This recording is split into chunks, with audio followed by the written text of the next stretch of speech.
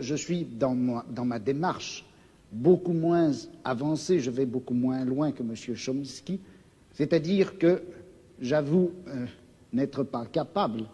de définir, il n'y a plus forte raison de proposer un modèle de fonctionnement social idéal pour notre société scientifique ou technologique. En revanche, une des tâches qui me paraît urgente, immédiate, avant même toute autre chose, c'est celle-ci. On a l'habitude, du moins dans notre société européenne,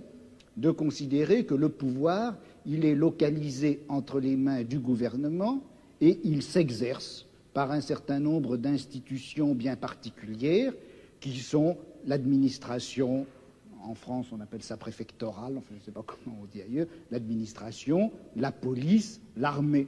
On sait que toutes ces institutions-là sont faites pour transmettre les ordres, les faire appliquer et punir les gens qui n'obéissent pas.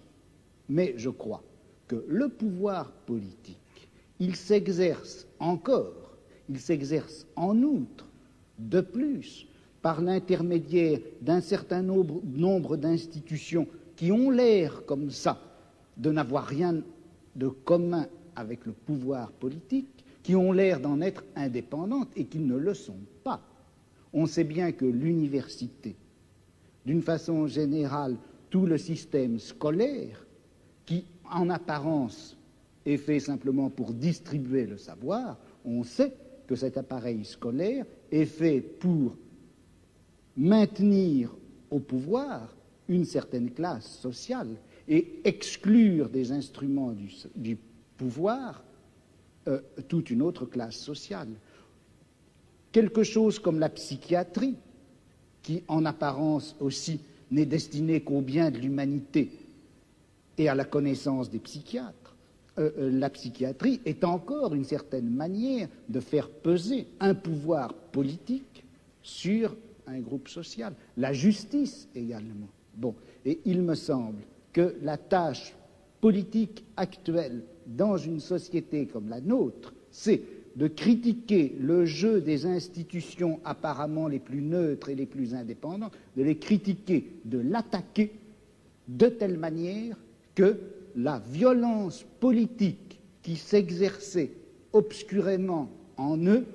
surgisse et pour qu'on puisse lutter contre elle. À vouloir tout de suite, enfin si on cherche tout de suite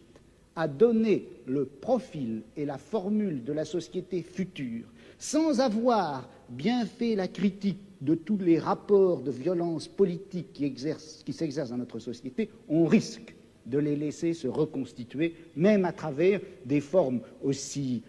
nobles, apparemment aussi pures que celles du syndicalisme anarchiste.